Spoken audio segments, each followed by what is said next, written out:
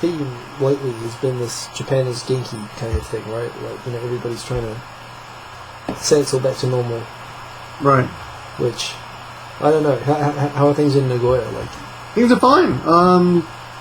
I think the biggest thing that we're worried about right now is about the Hamaoka nuclear plant being closed down. But besides that, everything's. But that's not even. Everyone's not looking forward to, but thinking about the summer. Like, oh, what are we going to do in the summer? And right now, what they're doing is they're talking on the news about how we can setsuden, save electricity. What are the best ways to save electricity now that this is coming? This power shortage, I guess. This ban pachinko. Ban pachinko? Really? It's a big sucker? That's what the good governor of Tokyo says. He reckons turn off the vending machines. Apparently, like 2 vending machines use the same amount of power as a house, as a house with 4 people. Apparently, like 1 vending machine is like half the amount of power. But here's the problem with that. Okay, there's a little old lady. She's not actually that old, but anyway, there's a woman that I go and visit with my dog in Yoko, once a week or twice a week. Yeah. And we walk in the store, and the liquor store. It's been in my videos. And I was chatting with her about the vending machines, and she says in the summertime. Yeah. In the wintertime, it doesn't make much money. But in the summertime, one of those machines will pull in 150 to 200,000 yen a month, just one machine. Wow. Now I'm sure there must be. I think that's total. So just for the non-Japanese, that's like roughly $1,500 to $2,000 a month. And that's just a machine sitting outside her door, and she's got 2 of them. I'll bet she sells beer in it too, then. Well, one of them's got beer, of course, because this one has Coca-Cola and. See, that's what I love about Japan as well. Vending machines with beer on the street. That and dads will give their kids like 1,000 yen bill and hey, sonny, go and buy daddy a 6-pack. But I think there's nothing wrong with that, Well, neither do I. I mean, there's a kind of hysterical. Yeah, I agree. But that's what I'm saying. That's what I like about Japan. Is that there isn't that kind of. They brought in this Taspo thing, but because people are worried about kids buying smokes from the machines. But at least with the alcohol thing, there isn't quite the hysteria. They trust their children to do things here. But at the same time, I was reading this book called Learning How to Bow. Do you know that book? Learning how to what? Learning How to Bow. Bow. Yep. Okay. And actually, it's kind of interesting. But I read it years before I ever came to Japan. But it has a double meaning. It has one of the meanings is learning how to fit into the Japanese culture. I love that kind of double answer. Yes. And the other one is learning how to basically follow orders, like bow down, kneel down to the emperor and the whole. But one of the things that it says in the book that I think is still true today is that you really have to be kind of an overpowering dick to children, because if you don't, if you give, like they say, they give them an inch, they'll take a mile, and that's why you see so many like chimpiras and so many just you see them all over the place, right? I mean, there's all these probably more in Nagoya than in Tokyo, but in parts. You think so? You think so? I don't know. But there's a lot in Tokyo too. I mean, well, there's neighborhoods, but there's some places which have lots, and there are some where you'll never see one, and people there have never heard of them. But I don't know what happens to them, but there seem to be a lot of kids who are like rebelling against society, in not in such a violent way, as not in a crime way, but just being kind of, just being punks and being kind of a visual nuisance. Kids these days, they're all punks, I tell you, punks. Just 2 days ago, I should go back to the original working title. This girl is like this. Her legs are spread. Okay, can you see me? This girl is spread on the ground, but she's wearing a skirt. She's spread, and her legs are spread like this, but she's wearing a skirt covering. I need to stop you there. I was working really well with the image of a girl sitting with the legs spread, but with you doing it for me, no, but it was like a 14-year-old girl. It was just like it was a girl. But the thing is, she was sitting there doing her makeup with her high school boyfriend or whatever sitting next to her, and he's like eating French fries. But the first thing you noticed was her legs were way apart. Because it was like. Yeah. I mean, my wife commented on it before I did. Okay, she's like, cool. "Oh my god!" Like it was like, you shouldn't be sitting like that. Sit like a lady, kind of stuff. It was like, I mean, it was right out in public. We were walking by. I mean, she was 1 meter away from the walkway. Right. Sitting there with her legs spread, doing her makeup while her boyfriend ate. So she's like a gymnast. That image. I don't know. She was just some punk girl with dyed hair. Right. And they were all wearing funky clothes and everything. But the whole thing was like, look, we're being kind of rude. Yeah. But I mean, they weren't doing anything really bad though. They were just being kind of like embarrassing to their parents, probably, if their mother were to walk by. Well, there's a lot of crap. I mean, there's so many kids in Japan who are raised without dads in the house and with mums who have to have a second job. They come home from school, there's no parents. I mean, it's the same everywhere. It's like that in America, it's like that in New Zealand. But, so there's that thing where, parents aren't raising their kids, or aren't spending as much time raising their kids, I guess, is part of it. And it's true, I mean, especially with families that aren't so well off, I guess, if they're working all the time. Do you often hear Japanese talking about Confucianism? No. No? Well, the thing is, I mean, I don't do conversation, like general conversation stuff. So, like you do, I mean, I guess you talk about culture a lot more in the course of what you do in your job, whereas I don't really talk about culture with Japanese people a lot.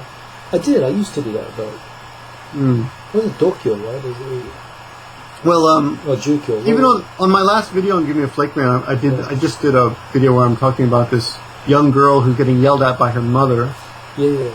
Right, but some people are commenting, or one person commented about how in Japan, we were brought up kind of on a benign sort of or passive Confucianism, so kids are still expected to respect their parents. Right. And a lot of them don't now, and it infuriates the parents because they were brought up that way, and now this generation doesn't. So.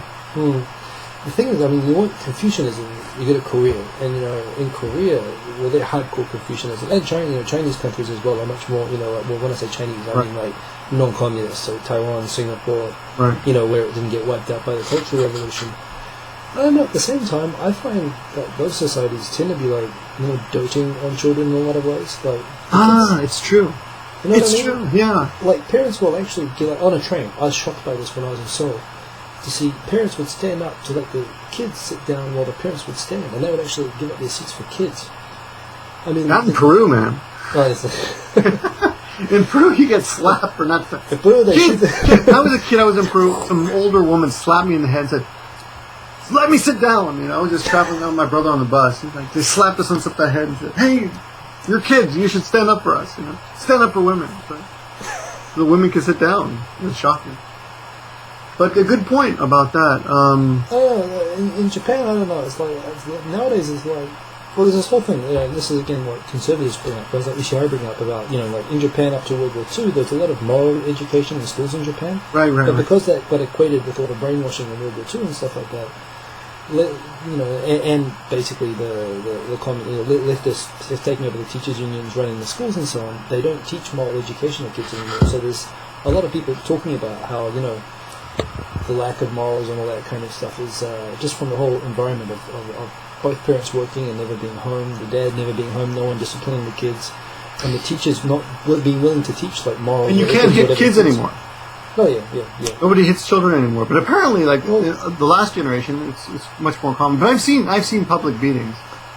And every year, like kids die in like school gyms during summer because they try to build up their mental toughness by not giving them water and dehydrating them and so on. And there's still stupid stuff. But yes, you're right. I mean, the actual like corporal punishment thing. I mean, that's worldwide as well. I mean, in New Zealand, when I was like 13 or 14, schools in New Zealand were still allowed to cane kids. Oh, me too. Oh yeah, I went to a Catholic school for a little while. I would ask what elementary school punishment then, yeah. I got the paddle a couple times. I got my mouth washed out with soap. Wow. I got my hands paddled. Sitting, you had to. I think once I had to sit on pebbles on my knees. I had to kneel on pebbles. Catholic discipline makes great atheists. Well, I see what happened to me. Yeah, exactly. So yeah, this is Anglican race. So there's no discipline at all, but no religion. But that's another funny thing about Japan is that. All the schools were designed after Catholic schools. That's why they have all the uniforms, right? Originally. Explains the high teen pregnancy rate as well. What? What are you talking about? Catholic schools have the highest teen pregnancy rate. Oh, I'm rates. sorry. Yeah, I thought you were talking about Japanese.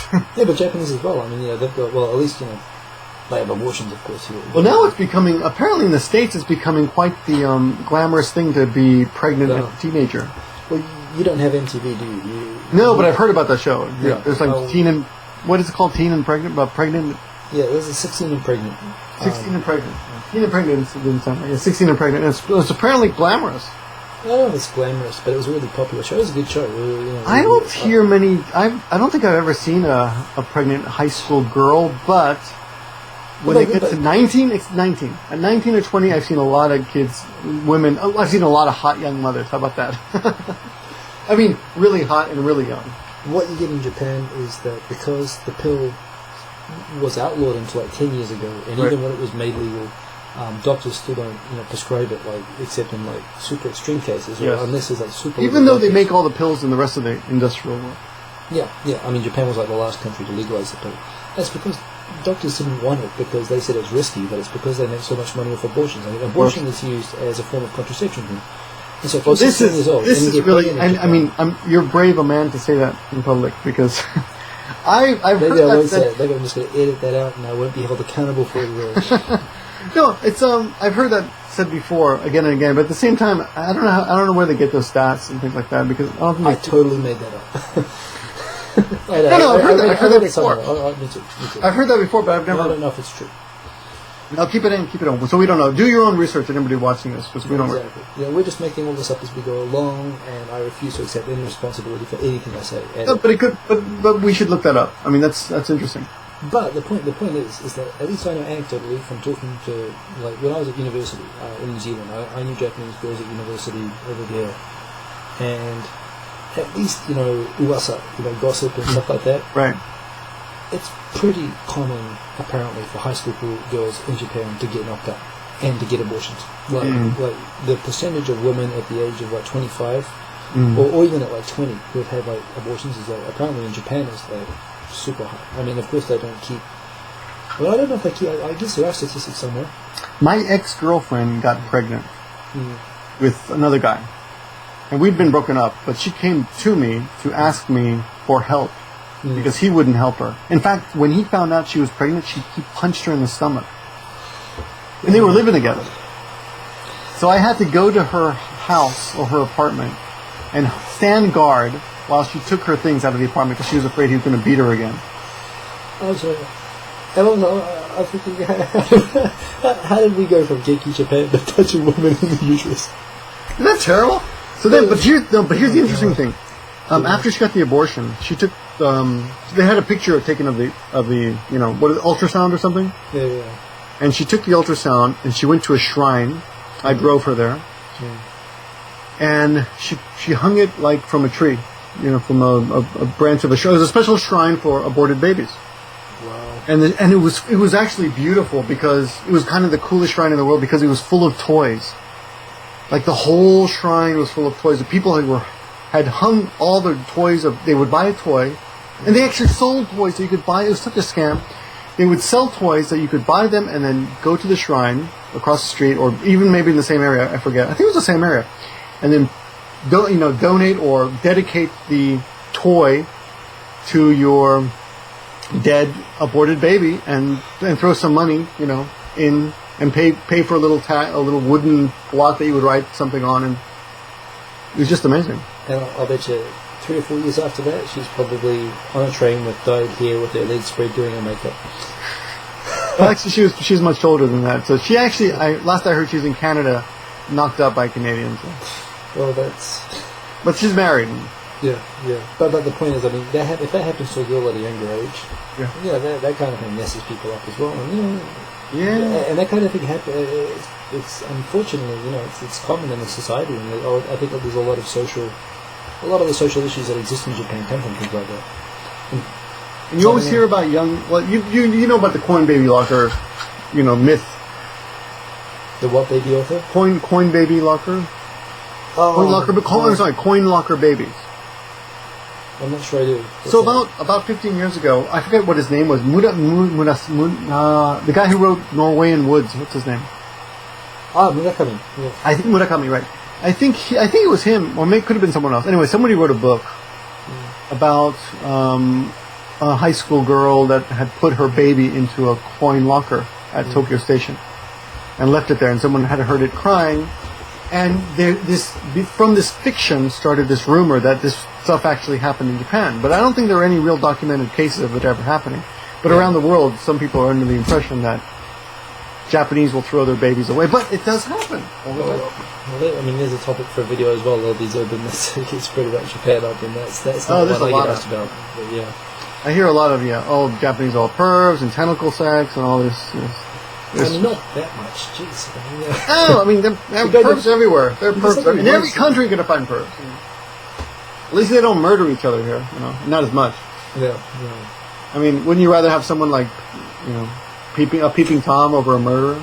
Well, I don't know if you had to choose. If there's a choice between like being technically raped or murdered, I have to think about that actually. But I'm going to have to edit this. Well, we started off the conversation with an attempt to say that Japan was Genki, but we ended up talking about aborted babies in lockers. Japan is coming to an end. You heard it here first. But Japan is finishing. Despite the coin locker babies, it's a pretty nice place to live. Kids these days are punks, and they're all getting abortions. That's what's happening in Japan. And they don't know how to sit like ladies. Well, I think it's actually kind of admirable if they can actually sit with their legs spread. I had an image of legs raised up in the air, like a gymnast while they're doing their makeup. I thought that'd be pretty cool actually. But that's probably not how it was. That wasn't right. You still have a good imagination. That's good. Yeah. When you're married, you use anything you can. But so yeah, small moments of happiness. That's what it's all about.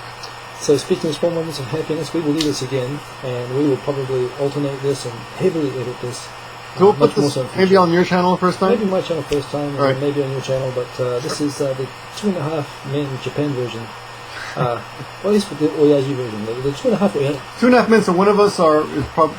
2.5 Oyajis. Alright. We kind of do it.